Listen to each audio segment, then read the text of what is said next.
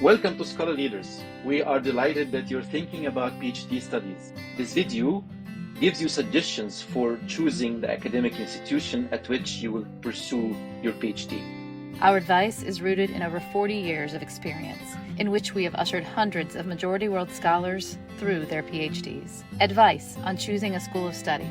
We do not require you to study at any particular institution or kind of institution. However, we found that some institutions fit some individuals better than others, depending on backgrounds, callings, and personalities. We offer these descriptions of institutional differences with the hopes they will help you determine which program best fits your needs and the PhD you want to pursue. Western versus majority world versus split site. Western residential institutions are more expensive, but offer more extensive library and research resources. They offer an opportunity to live outside your home context, to be exposed to other cultures, to see how church in very different places function. They may allow you to focus more carefully on your studies than might be the case in your home context, where it will be easy to be distracted by ministry opportunities or the demands of your home institution. Nevertheless, your time away from your home context might make your research difficult if you're planning to focus on a topic that requires interviews, fieldwork, etc. You should also bear in mind that the time away from your home country can be quite challenging for spouses and children, especially for children who can become very accustomed to a very different culture and then experience shock when they return home with you. Majority world residential institutions may be more accessible, easier to get into, and with easier bureaucracies to navigate, but they may have more limited library and research resources. They allow you to pursue your studies closer to home, which can help keep you and your research more closely tied to your context. However, they may not offer the same opportunities for cross-cultural exposure, and the demands of living at home in close proximity to church and other ministries can distract you from your studies. Still, if you are accepted for a scholarship with SL, you will be able to apply for one research travel grant during your studies. This applies to those who study outside their home context as well. You can use this grant to get access to better libraries and to have cross-cultural experiences. Split site programs can bridge these two problems. They can give you access to Western resources while allowing you to live in context. However, in a split site program, you do not have the experience of extended exposure to other cultures or ease of access to physical libraries and even to supervisors. For instance, depending on the quality of your local infrastructure, your internet connection might make regular Zoom meetings with supervisors or participation in online conferences difficult. Split site programs can seem to be less expensive, but the cost of travel and residency can mean they require more financial resources than one might initially expect. Denomination versus non-denominational. A denominational institution, a Baptist, or a Presbyterian seminary, for example, can help you pursue your topic with people who are experts in the denomination's beliefs and history. If you're working on a topic closely related to your denomination, such as the history of Presbyterianism in Egypt, you might want to study at a Presbyterian seminary. On the other hand, if you plan to work on a topic that might be controversial, or if you want to explore new solutions to old problems, a confessional institution might present challenges or limit your possibilities. A non-denominational institution, a seminary without a denominational affiliation, or even a secular institution, can give you a broader field in which to pursue your studies. You will likely interact with faculty from several confessional traditions, and these conversations may help you to be more creative, may open your mind to new avenues of exploration. However, this situation might prove to be too broad if your topic will focus on something specifically related to your home denomination. Seminary versus university. Because seminaries specialize in theology, you can count on them having larger faculties and specialists in a wide range of theological subdisciplines, such as the Old Testament, hermeneutics, or missiology.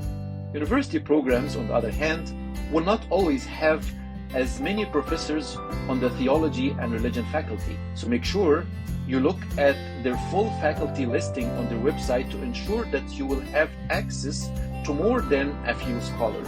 On the other hand, universities have faculty in a wide range of fields beyond theology. If your project has an interdisciplinary component, you will benefit from having access to professors specializing in other disciplines on which you intend to draw. For example, if you wish to research theology and art or theology and psychology. Additionally, Universities will offer lectures, training, and seminars in a wide range of fields which can enrich your formation. If you are working in interreligious studies, say on Islam, then a university will allow you to have closer contact with scholars and students who are from other religious traditions. Engagement with them will challenge your work. Conversely, in a seminary, even professors who are Islamists, for instance, will likely be Christians. This is an advantage insofar as they have a Christian perspective on your field of study. But you might miss out on the intellectual benefits of having sustained interaction with adherents of the religion you are studying. Christian institution versus secular institution. A Christian institution, whether denominational or non-denominational, whether seminary or university, provides you with a Christian intellectual community in which to pursue your studies.